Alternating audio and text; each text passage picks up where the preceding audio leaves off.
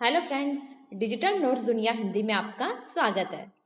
आज हम बात करेंगे साइंस के एक टॉपिक गोलीय दर्पण यानी स्फेरिकल मिरर की। तो चलिए शुरू करते हैं आज का वीडियो।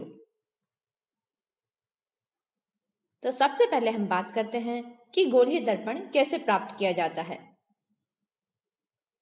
कांच के खोखले गोले को काटकर गोलीय दर्पण बनाया जाता है। गोलीय खंड के एक तल पर पारे की कलई एवं रेड ऑक्साइड लेप किया जाता है तथा दूसरा तल परावर्तक की तरह कार्य करता है। इस प्रकार एक गोलीय दर्पण प्राप्त हो जाता है। गोलीय दर्पण से बने प्रतिबिंबों का ज्ञात करने का सूत्र 1/f = 1/b + 1/u होता है। यहाँ f = फोकल लेंथ यानी गोलीय दर्पण की फोकस दूरी है, जबकि v = इमेज डिस्टेंस यानी प्रतिबिंब की दूरी है, जबकि u = ऑब्जेक्ट डिस्टेंस यानी गोलीय दर्पण के ध्रुव से वस्तु की दूरी है। अब हम बात करते हैं गोलीय दर्पण के प्रकारों की।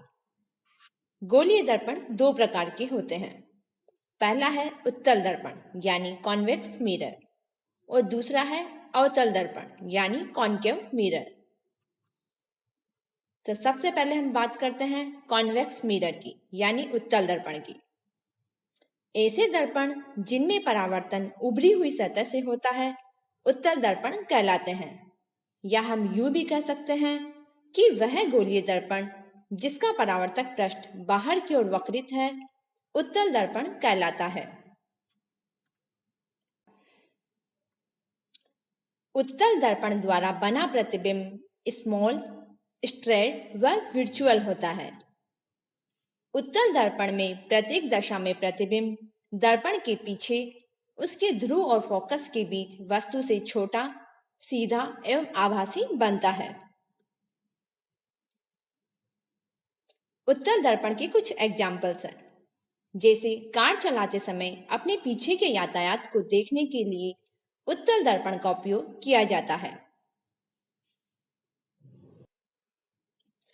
सड़कों पर लगे सोडियम परावर्तक लैंप में भी उत्तल दर्पण का उपयोग किया जाता है।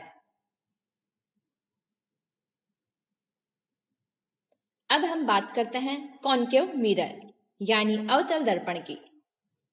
ऐसे दर्पण जिनमें परावर्तन दबी हुई सतह से होता है अवतल दर्पण कहलाते हैं, या हम यूं भी कह सकते हैं कि वह गोलीय दर्पण जिसका परावर्तक पृष्ठ अंदर की ओर अर्थात गोले के केंद्र की ओर वक्रित हो अवतल दर्पण कहलाता है। अवतल दर्पण द्वारा बना प्रतिबिंब निम्न स्थितियों में भिन्न भिन्न प्रकार से बनता है। क्रम संख्या 1 से 5 तक प्रतिबिंब वास्तविक एवं उल्टा बनेगा, जबकि क्रम संख्या 6 में प्रतिबिंब आभासी एवं सीधा बनेगा। तो चलिए अब हम इसे समझने की कोशिश करते हैं। फर्स्ट कंडीशन में जब कोई वस्तु अनंत दूरी पर होगी तो अवतल दर्पण के फोकस F पर प्रतिबिंब अत्यधिक छोटा, वास्तविक व उल्टा बनेगा।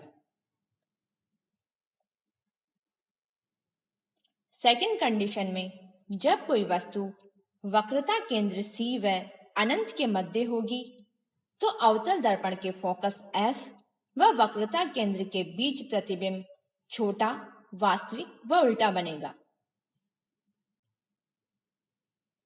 थर्ड कंडीशन में जब कोई वस्तु वक्रता केंद्र C पर होगी तो प्रतिबिंब अवतल दर्पण के वक्रता केंद्र C पर प्रतिबिंब समान बिंब के आकार का वास्तविक व उल्टा बनेगा। फोर्थ कंडीशन में जब कोई वस्तु वक्रता केंद्र C व फोकस F के बीच स्थित होगी तो प्रतिबिंब अवतल दर्पण के वक्रता केंद्र C से दूर, बड़ा, वास्तविक व उल्टा बनेगा। फिफ्थ कंडीशन में जब कोई वस्तु फोकस F पर स्थित होगी तो प्रतिबिंब अवतल दर्पण के अनंत पर बहुत बड़ा, वास्तविक व उल्टा बनेगा। सिक्स कंडीशन में जब कोई वस्तु फोकस F व ध्रुव P के बीच स्थित होगी तो प्रतिबिंब अवतल दर्पण के पीछे बड़ा, आभासी व सीधा बनेगा। अवतल दर्पण की कुछ एग्जाम्पल्स हैं, जैसे दाढ़ी बनाने के लिए अवतल दर्पण काम में लिया जाता है। बड़ी फोकस दूरी वाला अवतल दर्पण दाढ़ी यानी शेविंग बनाने में काम आता है। मनुष्य का चेहरा दर्पण के ध्रुव व फोकस के मध्य होता है, अतः उसका बड़ा और सीधा प्रतिबिंब बनता है। दांत के डॉक्टर द्वारा अवतल दर्पण का उपयोग किया जाता है। डॉक्टर प्रकाश की किरणों को छोटे अवतल दर्पण से परावर्तित करके आंख, नाक, गले में डालकर आंतरिक भागों को स्पष्ट देखते हैं। कार की हेडलाइट में भी अवतल दर्पण का प्रयोग किया जाता है। अवतल दर्पणों का उपयोग टॉर्च, सर्चलाइट तथा वाहनों के हेडलाइट्स में प्रकाश की शक्तिशाली समांतर किरणपुंज प्राप्त करने के लिए किया जाता है। सौर भट्टियों में सूर्य के प्रकाश को केंद्रित करने के लिए अवतल दर्पण का उपयोग किया जाता है।